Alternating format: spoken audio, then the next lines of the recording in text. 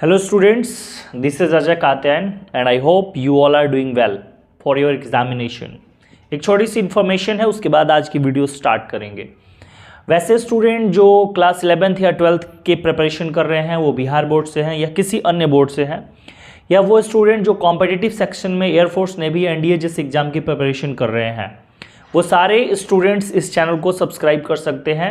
मैं specially in 5 exam पे ही इस चैनल पे वीडियोस अपलोड कर रहा हूँ या मैं फ्यूचर में अपलोड करूँगा, और साइड से मैं एक और इंग्लिश की और सेक्शंस को रखूँगा जो स्पोकन है। इन्हीं जो स्टूडेंट्स की इंग्लिश में इन विषयों पे दिक्कत है वो इस चैनल को सब्सक्राइब कर सकते हैं और अच्छे अच्छे कंटेंट्स का लाभ उठा सकते हैं। चलिए आज का वीडियो शुरू करते हैं।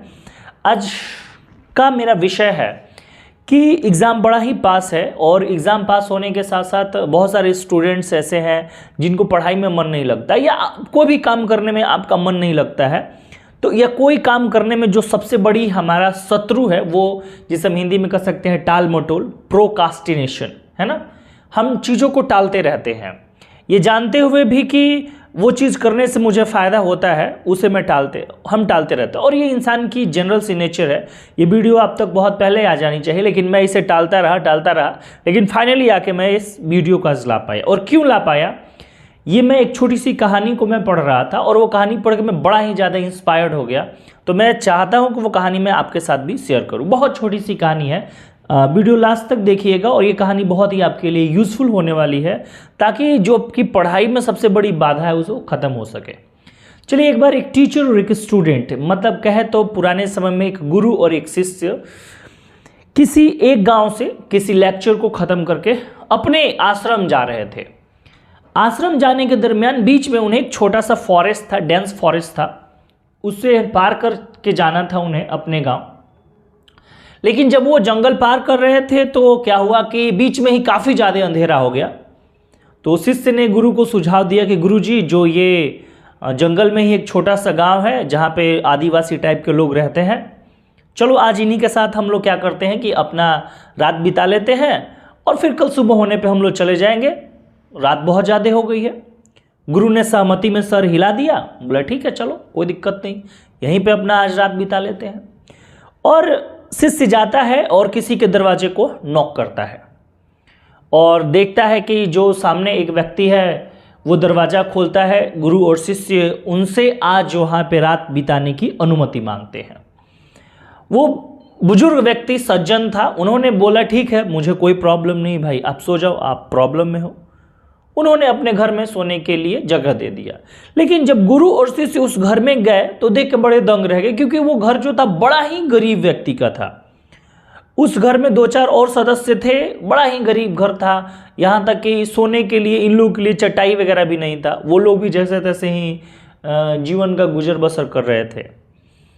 तो लेकिन एक चीज़ था कि वो घर जहाँ पे था उसके आसपास बहुत सारी खाली ज़मीन थी, लगभग 20-25 एकड़ खाली ज़मीन थी। और गुरु ने उस व्यक्ति से पूछा कि यार आप इतने गरीब हो तो खाते कैसे हो, कौन नौकरी करता है घर में, कौन सा काम करता है, और इतनी सारी ये खाली ज़मीनें किसकी है।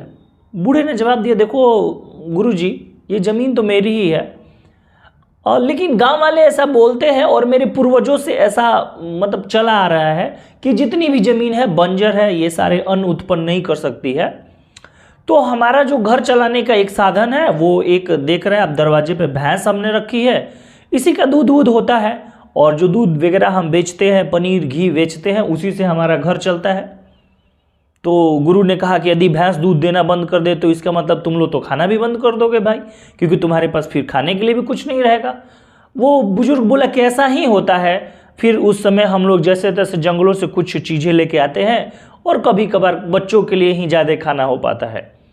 बड़ा गुरु दुखी मन से उस घर में रात बिताया और सो गया। आधी रात हो गई, सारे लोग सो गए, गुरु भी सो गया, शिष्य भी सो गया।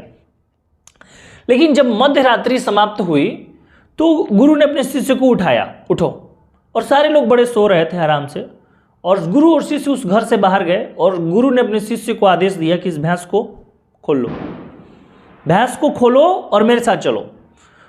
शिष्य बड़ा हिचकिचाहट में था कि गुरुजी इतने महान हो कि ये कैसा काम बता रहे हैं मुझे करने के लिए, कि ये बुजुर्ग व्यक्ति और इनके घर के 2-4 सदस्यों का जीने का सहारा ये भैंस है, और इसे गुरुजी बोले खोल के ले चलो भाई, ये अब इसके पास नहीं रहनी है। चूंकि शिष्य बड़ा ही आज्ञाकारी था तो इसलिए उसने गुरु की बात मान ली और वो उसने भैंस खोला। गुरु और शिष्य रातों रात वहां से गायब हो गए। कई साल बीत गए, करीब 5-7 साल बीत गया। जो उस शिष्य के गुरु जी थे उनका अब देहांत हो गया था और उस आश्रम का संचालक जो था वो शिष्य बन गया था। लेकिन हमेशा उस शिष्य के दिल में एक बड़ी कचोट रहती थी कि गुरु जी ने मुझसे बहुत बड़ा पाप करवाया है। वो बेचारे लोग तो मर गए होंगे, वो तो निस्तो नाबूद हो गए होंगे भूखे, क्योंकि उनके पास खाने की जो अंतिम आश्रय था, सहारा था, वो ये भैंस थी, जिससे वो लोग कुछ मतलब खरीद पाते थे, उसको कुछ बिजनेस कर पाते थे, दूध वगैरह बेच के। गुरुजी ने बड़ा पाप करवाया है। लेकिन जब वो संचालक बना तो वो अपने शिष्यों के साथ बोला कि चलो हम लोग आज एक भ्रमण पे चलते हैं, और वो उस गांव में पहुंच गया जिस गांव में गुरु और शिष्य एक रात के लिए ठहरे थे। वो उस जगह पे आता है जिस जगह पे वो लोग एक रात के लिए ठहरे होते हैं, और वो शिष्य जो है इस बात को देख के बड़ा दंग रह जाता है कि जिस जगह पे एक छोटी सी झोपड़ी थी वहां बड़ा ही आलीशान महल खड़ा है, और वो साथ ही साथ उस आसपास के जितने भी घर थे मतलब उनकी भी ढांचा बदल चुकी थी। बड़ा शिष्य आश्चर्य में था। और एक और बात उसने देखी कि ये जो आसपास की 20-25 एकड़ की जमीन थी, आसपास के जो बंजर जमीन थी, जो खेत थे, वहां पे तरह तरह की सब्जियां उगाई जा रही है, तरह तरह के फूल लगे हुए हैं, तरह तरह के पेड़ लगे हुए हैं, फलों से पेड़ लदे हुए हैं। मैं 5-7 साल में यार चमत्कार कैसे हो गया, बड़ा ही शिष्य दंग था।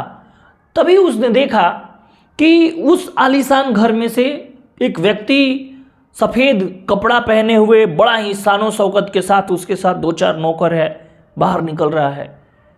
तो शिष्य ने उस व्यक्ति को पहचान लिया, अरे यार ये तो वही बूढ़ा है जिसने उस दिन मेरा वो दरवाजा खोला था, ये तो वही है। शिष्य उसके पास दौड़ के जाता है और बोला, बाबा दादा याद है एक रात बहुत दिन पहले हम और एक गुरुजी आए थे आपके यहाँ रहने के लिए, और फिर जब सुबह आप जगे होंगे तो आपकी भैंस गायब हो गई थी। तो उस बूढ़े को वो रात बिल्कुल याद थी, क्योंकि वो रात ही थी जो उस बूढ़े की जिंदगी को बदल दिया था। उसने कहा उस बूढ़े ने उस शिष्य के पैर पकड़ लिए और बोले कि बहुत बहुत धन्यवाद, क्योंकि आपने मेरी भैंस चुरा ली।